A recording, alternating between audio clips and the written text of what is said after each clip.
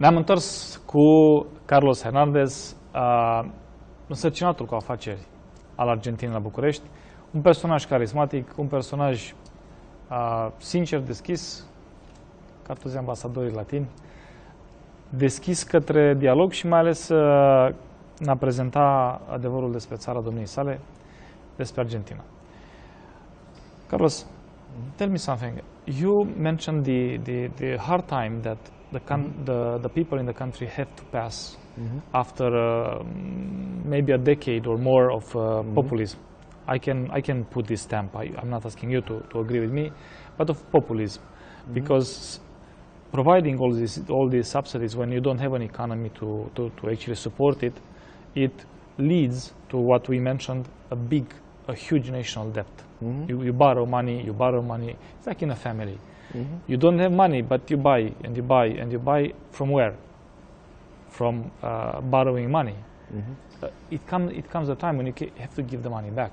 Of course. So what your president is now doing actually is to cut this and say, sorry, we have to all suffer a little bit, but we need to get rid of this a little bit of this debt, and then to have an economy that will produce enough to actually support.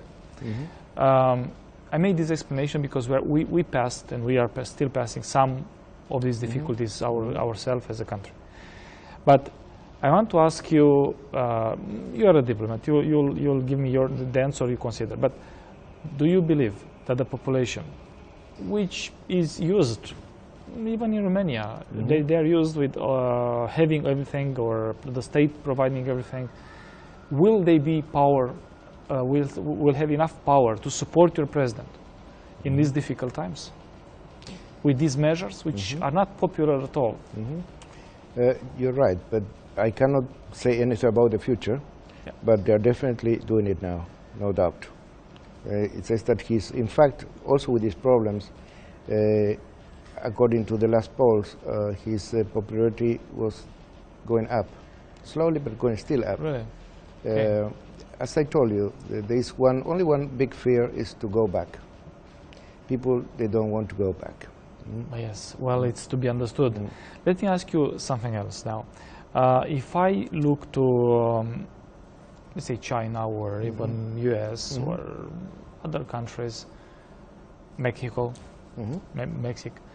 how do you report yourself? I mean, how do you see the relation between your country and them? Because we don't only have challenges regarding economy, social issues, we also unfortunately have more and more regarding security. And all of these are going together.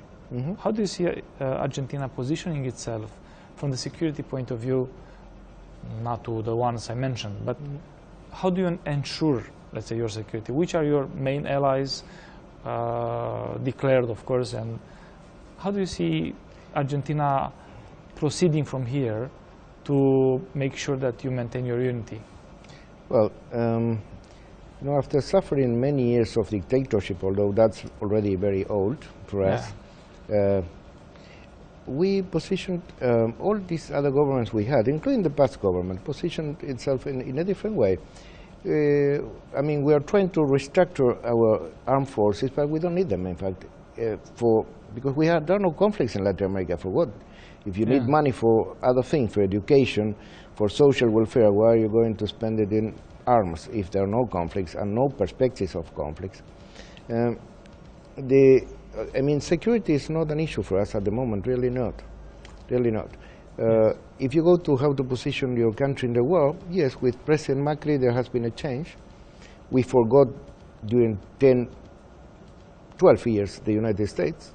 The same with Western Europe. I mean, also related not to security matters, trade, culture. I mean, of course, we were more focused on a different. I mean, we're closer to China, to Russia. We're still closer to them, of course. Closer to Venezuela. You know, it was a different panorama. When you say close, what do you mean? I mean, we were closer to them. We were focused on them and ignoring the rest. That has changed. Now we keep being close to Russia. We keep being very close to China. but we are close to the United States, to the United Kingdom, to Western Europe, which were a little bit forgotten. There was nothing against them. They were just forgotten, you know, because we were focusing all our trade in Brazil, Mercosur, and China, and the rest, which is huge. But anyway, you have to diversify. You cannot be focused on two markets, and if something happens, you have nothing. Yes, true. So the president, the new president came with a new policy. And he's more open to the Western, let's say, community. Yes, absolutely. US, Europe. Not leaving Russia and China, because in trade, China. in terms of trade, they are very important to us. China and Russia are two but big powers. It's not related to a security matter. No. More economically and from this point of view. If I would touch another subject, for example, like a subject that is not easy to discuss about even for Romanians. How do the Argentinians report themselves to the dictatorship period? I mean, how do they see it? How is it possible, first of all? You can ask ourselves as well. It's, we have our own explanations. But how is it possible, and how do they see now the past? It depends on the different generations. Of course, I was born in 1956, and the first time I was able to vote, it was in 1983. So there were many years that I only saw military governments, you know, and that's it. Which means that if you talk to my generation, of course, that time was dreadful. It was politically motivated, just I mean, many people, I would say the minority in the country was against the Peronist party. You might remember General Perón, Evita, this tradition. Yes. In fact, I have to tell you, I come from Peronism. But now, I think that I'm represented by, because time has changed, I'm represented by President Mauricio Macri. It's a completely different thing. But you know, it are different times. You know, at the time of the Peronist party, they were fighting for rights which Argentines didn't have, for workers, for women, and that's perfect at that time. But life has evolved, you know. Yes. And I find that the president we have now is the best we can have.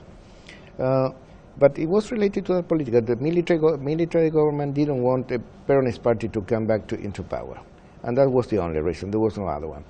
Then the left of that the Peronists, which was somehow represented by Kirchnerismo, you know. Yes, the famous president. They started, of course, they started to fight for freedom in their way. At the very beginning, it was normal, and then it was becoming more and more violent. So the same with our dictatorship. That was at a certain stage there was no limit. But this is an issue of the past that will never come back. I mean, it's completely out of everyone's mind. Yes. It's gone forever. And also for those ones who follow the military career with pride, with a national feeling of service, it was bad for them, because for many years they were just ignored. Nothing. No more armed forces. And now, well, it came the time that, well, yes, I mean, we have to have armed forces, because it is also a career. We don't have conflicts, but we can ignore that. I mean, it's in a way, yes. In a way, President Kirchner, or she was more fighting against. I mean, she saw the army as the enemy. The enemy, because it was supporting Perón, but it was not fair, because the army is needed for any country. Yes, of course. And the revenge was coming against all of the people working in the army. It's a very complex issue in Argentina, but it's a time that is definitely forgotten. I mean, nobody would even think in taking a mad decision. There's no way. It will go nowhere. Yes. It's very simple. And the new president you have now, is he having, I mean, how much political support he has now in the parliament? Because such reforms you cannot do it yourself. You need, for sure, political support from the parliament, political support from political parties, the support of the population, the support of the media.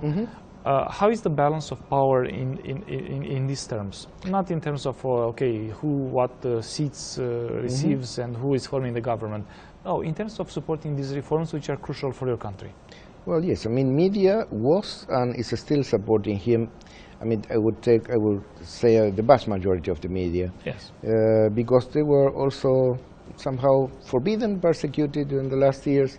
It was not a military government, it was a democratic government, but you always have ways to influence them. Unfortunately, yes, even here. From the point of the view of the media, that's fine. Parliament, yes, I mean, it's complicated. We have parliamentary elections next year, middle of next year. That will be a very good indicator. At the moment, he is fighting a little bit, but he's achieving his goals, especially because of all the supporters of the Kirchnerismo broke into different pieces. Yes, yes. And the main... And they are a very small group at the moment.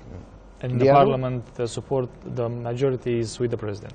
Depending of the matter. Depending on that. But also his own coalition, because it's not a political party. Yes. The leadership is of the PRO, which is Mauricio Macri's political party, because it's a coalition. Also, it's a very democratic coalition, and sometimes, for example, the leader of one of these political parties, which is member of the coalition, sometimes she also criticizes, also at the parliament, sometimes she opposes to measures of Macri, and they're very close friends and very good colleagues. Anyways, it's a very democratic... But democracy works with having different opinions, agree to disagree. I'm asking you something now because I find it important, and I let it more at the end because it's normal to have a little bit of time for this as well. What is the relation between Argentina and Romania now, from all points of view? Not only the, let's say, the exotic part where we talk about the beauty and the tourism and so on, but also politically, economically, socially, culturally. Where is the relationship for the moment? I have to say it's not, it hasn't have the dynamism that it should have. For many reasons. I don't know, I think there is already a start. Of course, in what is related to culture, these are things that move by themselves. But I think the important thing now, at least for our government, it should be for yours as well, it's the economy, business, these sort of things. And there has been recently a visit of your Minister of Agriculture and Rural Development, Mr. Rimescu, to Buenos Aires. It was a month and a half ago. He had a very good meeting with our minister, who in fact, when he was in the private sector, he visited a couple of years ago Romania, so he knows that, and he invited your minister. And your minister asked for some transfer from Argentina in terms of farm research, genetics, farm management. Agriculture is an issue where Argentina has an amazing experience. Yes, yes. And what I think that our private sector in agriculture has in their heads is something real. I mean, Romania, if it were really working in the best possible way, it should be the main exporter of agricultural products to all European Union. I agree with you. We say the same thing. Yeah, Romania has the potential that Argentina has for South America. But it needs a lot of hard work. Also the treatment for the soil. I mean, many things that Argentina has an amazing experience, much better than other Western European countries, no doubt. And we're working on that. And did you manage to make concrete steps forward? I mean, do you have... Yes, I don't have the detail with me, but yes, there were some, there's a follow-up, and from our side, we want that. I mean, it's a goal, we want to achieve a goal, we want to achieve it. Yes. And I think it's the same from your side, but this is something very recent. And also a visit from your president to Argentina, as it was planned, it would be very helpful. It's very good personal contact of presidents, you know, but there's more for business than for policy. You know? Yeah, well, that's absolutely, for sure. What you mentioned about the agriculture sector is important, and my mind remained there.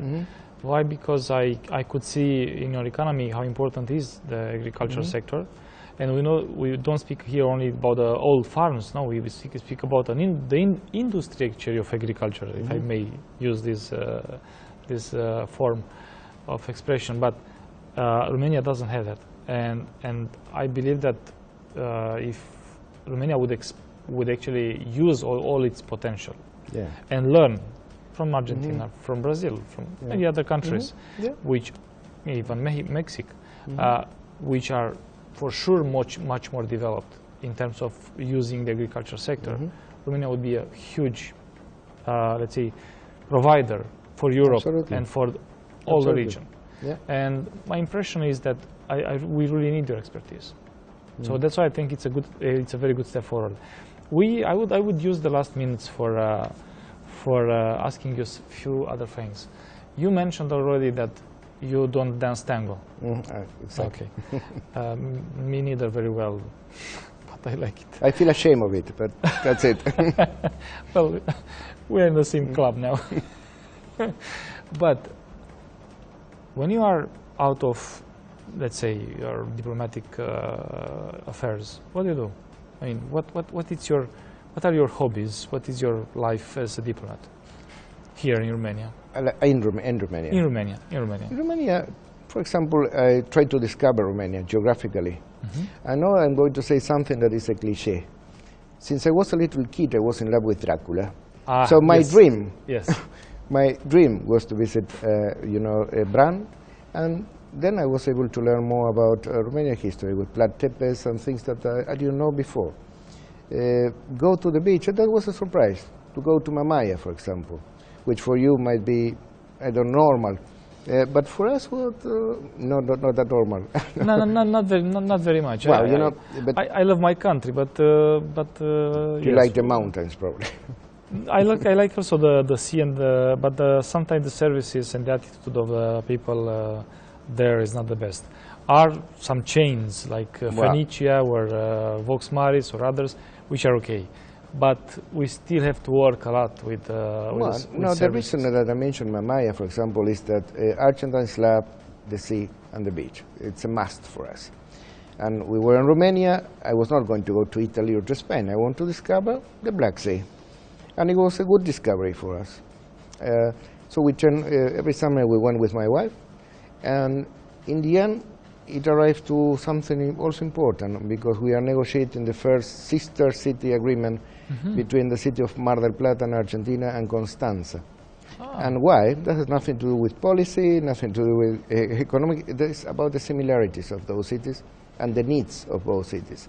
For example, Mar del Plata is not only tourism and beaches, it's also harbor, it's also navy, universities, sports. This is what both cities have in common. So we're negotiating that at the moment, which is going to be the first sister agreement with Romania. I mean, in fact, it was a discovery of my wife. One day she was examining the map and said, we have sister city agreement with Republic of Moldova, Bulgaria, Croatia, with but not with Romania. No, and well, we found a way. This is the first step. We will follow otherwise. So I'll not be mean. I'll just say that maybe also in your case, behind a strong man, it's a strong woman. Absolutely, absolutely, no doubt. Because and I think, although I speak many languages, one of my frustrations is that I still can't speak Romanian properly. I'm doing my best, but my wife was able to do it, you know? So she helps me everywhere all the time, which is in a short period. I mean, she feels very well here.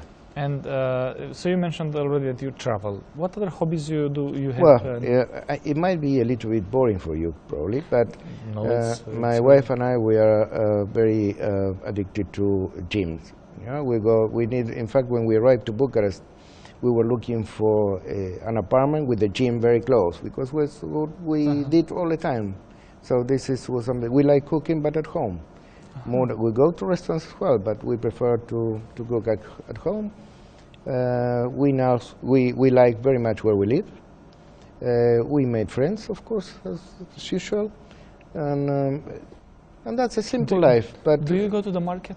To the market? Yes, we did. Of course we did. I mean, not to the stores. I mean, do you like to go? No, we did. We walk. We try to find new places. This is normal everyday life. Yes, of course. No, I enjoy it. I mean, it's a simple life, but we like it. And we like Romanian people a lot. That's one of the main things. We have more or less the same roots. Yes, more or less. But I want to thank you very much, Carlos, because it was a very interesting discussion about the countries, about your country especially. But I would actually advise all the people that show this, if they can, to travel. You know, I'm saying the same thing. Go and see the world, even though we're not going very often. But I believe that Argentina it's a wonderful country. And I want to thank you for being here, for speaking so open about political affairs, which is not easy for a diplomat, which is happening are taking place in your country, about the economy, about let's say the positive and negative aspects of your past, for example. And I appreciate all these things. And I wish that you will be back again, maybe with other subjects, other themes, other news. But for sure, we remain with with a lot of information about your country. And I will also use what you gave me, because this is a great example to show to the people that this is the present I got from you, which is let's say a book about Argentina, and it has everything, history, places to visit, and I thank you for this. And I would advise everybody to go and see South America, especially, not only Argentina. But the time is now off for us, and I want to thank you again, to you and your wife that permitted you to come, and your state actually that permitted you to come. And I will wait for you to any other talk show. Thank you, Alexandru. It was a pleasure for me to be here, and it's a pleasure for us, my wife and I, to be in Romania. Thank you. Vă mulțumesc și dumneavoastră pentru faptul că ați fost alături de noi. Vă urez o seară plăcută în continuare. Ne vedem săptămâna viitoare cu o altă țară, cu un alt ambasador, cu un alt invitat, cu un alt subiect, cu alte subiecte, pentru că avem nevoie și de discuții profunde, avem nevoie și de oameni profunzi, avem nevoie să știm și alte lucruri, dar mai presus de toate avem nevoie să ieșim puțin din cancanul nostru, avem nevoie să ieșim puțin din cotidianul nostru care ne sufocă. Și poate că reușim pentru unii dintre noastre să încercăm să aducem altceva, un alt tip de informație, un alt tip de dezbatere pentru cei care doresc să iasă din cotidianul care sufocă orice român, din negativismul care sufocă orice român în media românească. O seară plăcută în continuare vă doresc, la fel și invitatorul meu. La revedere!